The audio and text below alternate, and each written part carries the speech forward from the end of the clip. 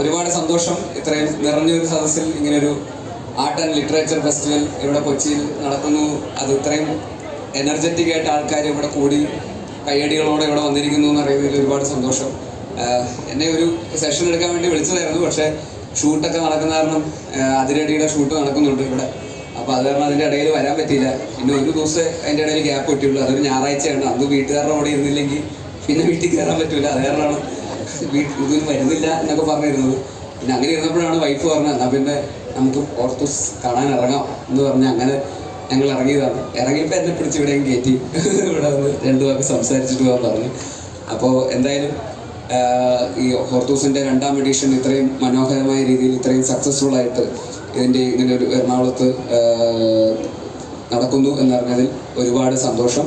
ഒപ്പം ഏറ്റവും പ്രിയപ്പെട്ട എക്കോ സിനിമയുടെ അംഗങ്ങളോടൊപ്പം ഇവിടെ നിൽക്കാൻ സാധിച്ചതിൽ ഒരുപാട് സന്തോഷം. ഞാൻ കഴിഞ്ഞ ആഴ്ച ഇറങ്ങിയ പിറ്റേ ദിവസം തന്നെ ആ സിനിമ കണ്ടതാണ്.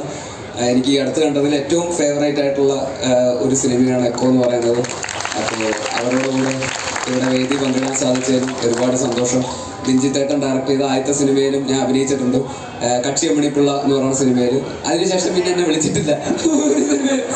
ആദ്യത്തെ അവസാനത്തെ സിനിമ അതായിരുന്നു.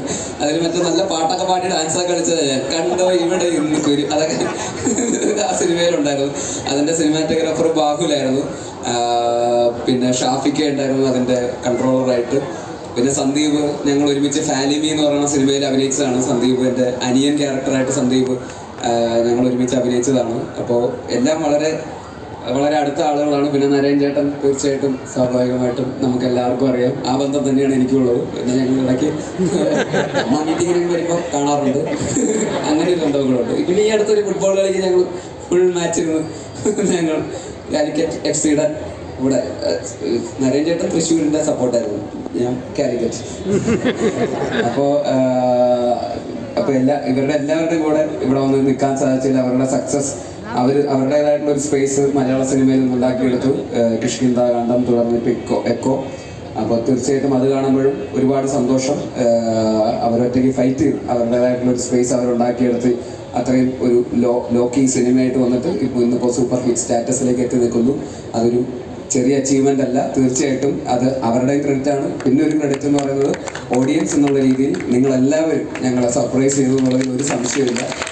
അങ്ങനത്തെ ഒരു സിനിമ അത് സക്സസ്ഫുൾ ആവാൻ കേരളത്തിൽ മാത്രമേ അത് സക്സസ്ഫുൾ ആവുള്ളൂ. അങ്ങനെ ഒരു സിനിമ അതിനൊരു സംശയമില്ല. അത് നമ്മുടെ ഓഡിയൻസിൻ്റെ ക്വാളിറ്റി തന്നെയാണ്. ഈ സിനിമ കണ്ടു കഴിഞ്ഞിട്ട് ഞാൻ സന്ദീപിനെ വിളിച്ചപ്പോൾ സന്ദീപ് അത് തന്നെയാണ് പറഞ്ഞത്, ചേട്ടാ ഓഡിയൻസ് നമ്മളെ ഞെട്ടിച്ച് ഒന്നും പറയാനില്ല. നമ്മുടെ ഇങ്ങനെ ഒരു സിനിമ ഇത്രയും വലിയ റിസപ്ഷനിൽ ഓടുക എന്ന് പറയുന്നത് ചെറിയ കാര്യമല്ല.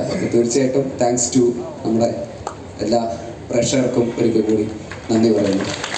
അപ്പോൾ വീണ്ടും ഇവിടെ വരാൻ സാധിച്ചതിലും നിങ്ങളോടൊപ്പം ഈ ഈവനിങ് സ്പെൻഡ് ചെയ്യാൻ സാധിച്ചതിലും ഒരുപാട് സന്തോഷം. Thank you.